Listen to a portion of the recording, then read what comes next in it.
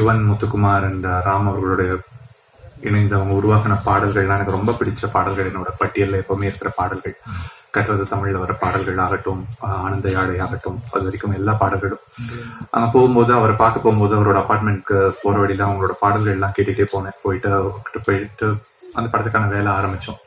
அந்த படத்துல வந்து ரொம்ப கவித்துவமான ஒரு படம். அந்த படமே அவ்வளவு ஒரு கவிதை. அதுல அவர் வந்து தமிழ் கவிதை அவ்வளவு வந்து என்ஜாய் பண்ணி வாங்கிட்டே இருந்தார். இன்னும் வேணும் எனக்கு, நான் எவ்வளவு அழகா ஒரு வரி எழுதிட்டோம், எனக்கு இந்த வரி ரொம்ப அழகா இருக்குன்னு நான் நினைச்சேனாலும் இந்த வரி அழகாயிடுச்சானா அதுக்கு மேல இருக்கிற வரி இதோட கம்மியாயிடுச்சு, அதையும் இன்னும் கவித்துவமா ஆக்கலாமான்ட்டு ஒவ்வொரு வரியா அப்படி கேட்டு வாங்கிட்டு இருந்தாரு.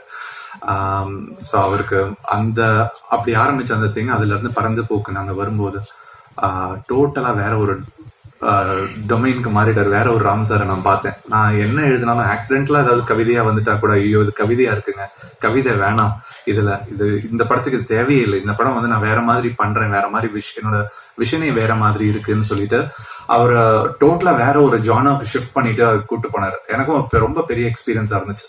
இந்த படம் ஆரம்பிக்கும் போது அப்படியே 1, 2 அப்படின்னு சொல்லிட்டு பாட்டு ஆரம்பிச்சு அப்புறம் முடிக்கும் போது 25 பாட்டு எழுதணும் அந்த படத்துக்கு.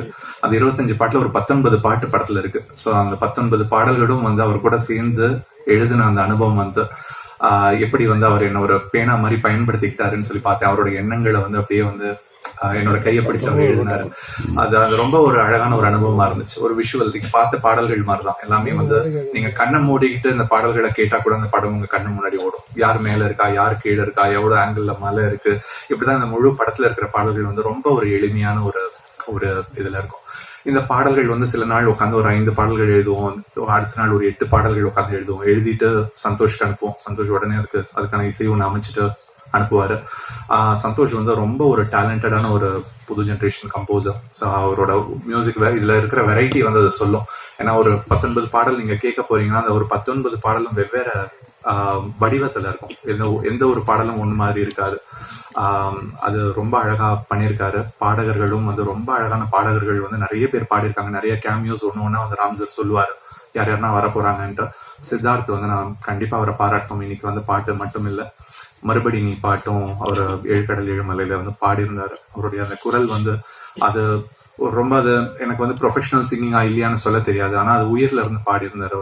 அவர் பாடினப்போ அதுல இருக்கிற எங்க வந்து திடீர்னு ஒரு பாஸ் விடுவாரு. அந்த கேள்வி கொக்கியும் போது அந்த இடத்துல ஒரு அமைதி அப்படியே உள்ள போயிட்டு திருப்பி அடுத்த வரி வரும். அவ்வளவு உணர்ந்து பாடியிருப்பாரு அவர். இந்த படத்துலயும் இந்த பாட்டையும் ரொம்ப அழகா பாடியிருந்தாரு. நம்ம டாடி ரொம்ப பாவம் பாட்டு. இது ரொம்ப ஒரு பியூட்டிஃபுல்லான ஒரு சப்ஜெக்ட். ஃபர்ஸ்ட் இந்த இதை எடுக்கும் போதே நம்ம எல்லாருமே இதை அனுபவிச்சிருப்போம். ஒரு வீடு, எல்லாருமே ஒரு வீட்டுக்குள்ள இருப்போம். ஆனா அந்த ஒரு வீட்டுக்குள்ள ஒரு 3 வெவ்வேறு உலகங்கள் இருக்கும். நான்ற ஒரு உலகம், என் மனைவின்ற ஒரு உலகம், என்னோட மகன்ற ஒரு உலகம். 3 வெவ்வேறு உலகங்கள். இந்த 3 உலகங்களுக்கு நடுவுல நடக்கிற அந்த ஒரு இணைப்பும் அந்த ஒரு போராட்டமும் இதுதான் வந்து நம்ம எல்லாரோட வாழ்க்கை. அதுல நம்ம எதை ரசிக்கிறோம், எல்லாத்தையும் கடந்து போறோம். ரொம்ப அழகா அதை படம் பிடிச்சிருக்காரு. இது வந்து ராம்சரோட படத்துல வழக்கமா நிறைய வந்து ஒரு சோகம் இருக்கும், நிறைய ஒரு ஏக்கம் இருக்கும், நிறைய அது மாதிரியான எமோஷன்ஸ் இருக்கும். இதுல வந்து முழுக்க படம் ஆரம்பத்துல இருந்து கடைசி வரைக்கும் எல்லாருமே சிரிச்சிட்டு இருக்கும். ஒரு மெல்லிய ஒரு சிரிப்பு வந்து எல்லாரோட இதழ்கள்லயும் இருக்கும். அது மூலமா போகும்போது அவங்களோட வலியை சொல்றாரு. அந்த சிரிப்போட அவங்களோட வலியை நம்ம பாக்குறோம், அவங்களோட நிலையை பாக்குறோம். யாருக்கும் ஹெல்ப் பண்ண முடியாத அந்த ஒரு சிச்சுவேஷன் நம்ம பாக்குறோம். பியூட்டிஃபுல்லான ஒரு நரேஷனா இந்த கதையை நான் பார்த்தேன். அதுக்கு கூட வந்து ஒரு உதவ முடிஞ்சது பாடல்கள் மூலமான்றது ரொம்ப பெரிய ஒரு மகிழ்ச்சி. ராம்சருக்கு என்னுடைய நன்றி. ரொம்ப ஒரு அழகான அனுபவம். இந்த படத்துல என்னோட ஒரு பர்சனல் மைல் ஸ்டோனும் இருக்கு. என்னோட 1000வது பாடல் இந்த படத்துல எழுதியிருக்கேன்.